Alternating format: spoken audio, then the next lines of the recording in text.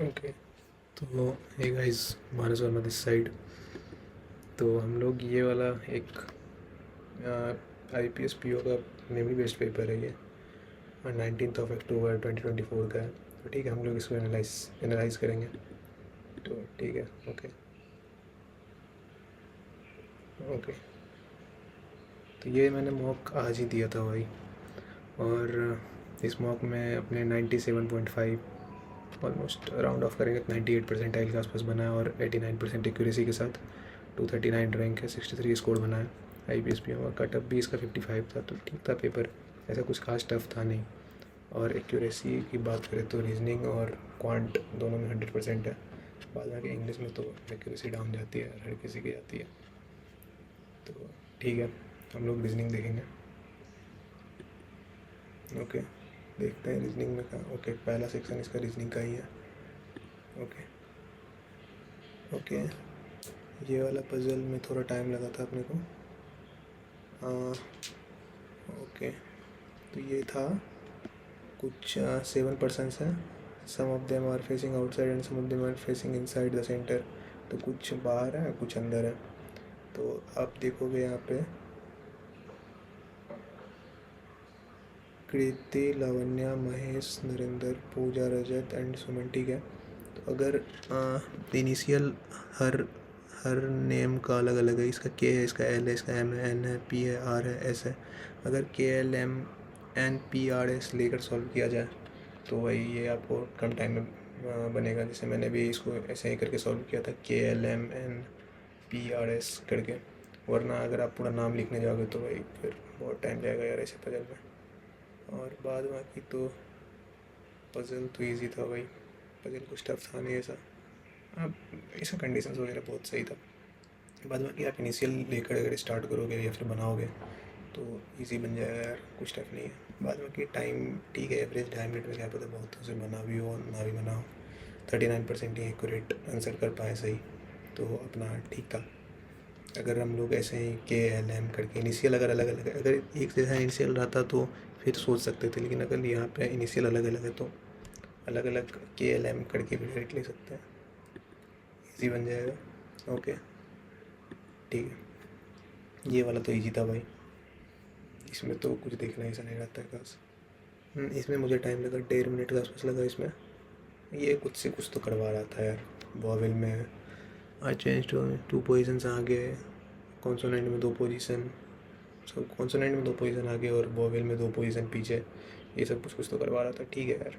उसके बाद रिवर्स करवा दिया था। ये वाला एक पजल था भाई, इसमें मुझे ये कंडीशन समझ में नहीं आया था, इसलिए मैंने अटेम्प्ट नहीं करा था। 2 persons were younger than G but older than H. तो ये होता है ना, जी ऊपर होगा और दो दो पर्सन बीच में आएंगे, फिर एच होगा। ये कंडीशन मुझे समझ नहीं आ रहा था इसमें, क्योंकि मैंने अच्छा खासा टाइम भी दे दिया है।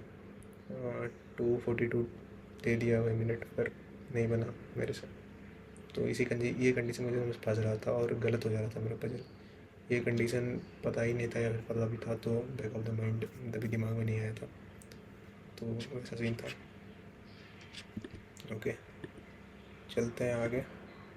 बाद बाकी ईजी था भाई, जब मैंने इसका वो करा तो ईजी ही था, जब मुझे पता चल गया तो ठीक है। देख रहे हो यहाँ पे जी और एच की, यहाँ पे क्या है condition, 2 person very younger than G but older than H. Younger than G 1 2, फिर ओल्डर देन एच 1 2। तो जी और एच के बीच में 2 आएगा, जी ऊपर चले गया, एच नीचे आ गया, तो ठीक था। ओके, फिर ये तो आपको ईजी था। कूल निकालना, सिंगल वर्ड है भाई, सिंगल वर्ड तो निकल जाता है यार। कूल यहाँ पे है, कूल यहाँ पे है। सम, जब black is cool, black is cool, black is यहाँ पे है तो कूल आपको निकल जाएगा, ठीक है। ईजी है, बहुत सेंस है, बहुत सारे लोगों ने इसका आंसर सही करा है। ओके। ओके, ये वाले में भाई मैं फंस रहा था कहाँ, S the daughter of Q is married to. मुझे लग रहा था Q married to son of T है, लेकिन यहाँ पे एस होता है यार। बाद में जब मैंने सॉल्यूशन देखा तो फिर पता चला, अरे यार यहाँ पे ऐसा लिखा हुआ है, एस जो है मैरिड होगा सन ऑफ टी से, तो उस वजह से मैं फंस रहा था। बाद में कि ईजी था भाई, ये पेपर ईजी था, ज़्यादा टफ में था नहीं,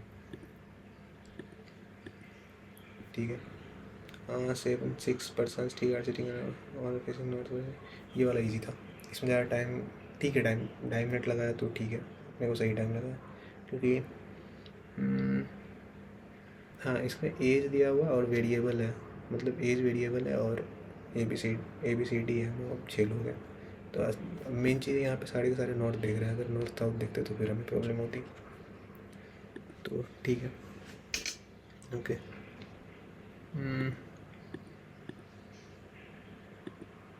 हाँ, ये वाला तो नहीं करा था भाई, ये तो 1 नंबर का रहता है, 1 नंबर आपको अलग फंसाने के वो चले जाएगा, फंसाएगा आपको, फंसाएगा प्लस आप कहाँ फंस जाओगे कुछ पता रहता नहीं है। तो फॉरवर्ड और बैकवर्ड रहता है, टाइम भी बहुत ले जाता है इसमें, इस वजह से ये मैंने नहीं करा था। ठीक है, बाद बाकी ये तो मैं नहीं करता भाई। मीनिंगफुल वर्ड भाई, मीनिंगफुल वर्ड आपका वो क्या अच्छा है तो फिर इसको अटैम्प्ट करो, वरना आप कुछ भी हो सकता है भाई। तो इस वजह से मैं ऐसे, मेरा वो क्या उतना अच्छा नहीं है तो मैं अटैम्प्ट ही नहीं करता उसको। ठीक है, ओके। ईजी पजल था ये, बहुत ईजी पजल था, मतलब इस सेट का सारा पजल ईजी था भाई, कुछ ऐसा टफ वफ था नहीं। लेकिन फिर भी हाँ इसमें भी वो वेरिएबल है, तो ठीक है। 1 बॉक्स इज ठीक है, ईजी पजल है, आप लोग सॉल्व करोगे तो फिर पता चल जाएगा। मेरा तो तीन तीन केस लेके बन रहा था भाई, लेकिन 3 कंडीशन के बाद, 2 या 3 कंडीशन के बाद मेरा एक केस कट गया था, तो 2 ही केस में पजल बना था। और मेनली पजल आपको 2 केस में ही बनना चाहिए, अगर आप 3-4 केस ले जाओगे तो चांसेस है आपका गलत होने का चांस सबसे बढ़ जाता है। ठीक है, और ये 3 क्वेश्चन वाले रहते हैं, ये सब तो ईजी, इसमें तो डायरेक्ट था, इसमें कुछ दिमाग लगाना भी नहीं था, डायरेक्ट एक ही केस में बनने वाला ये पजल था। तो बाद में कि ये पजल वगैरह तो ईजी ही था।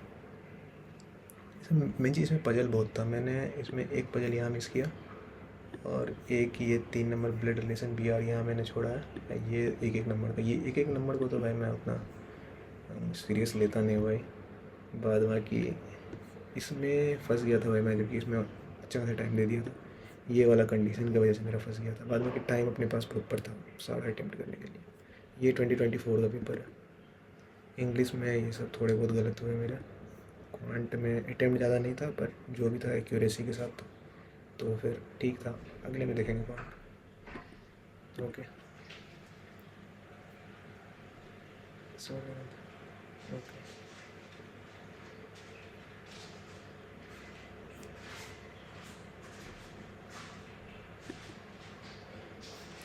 ओके। तो थैंक यू, अगर आप लोग को वीडियो पसंद आया तो like share and subscribe. Thank you.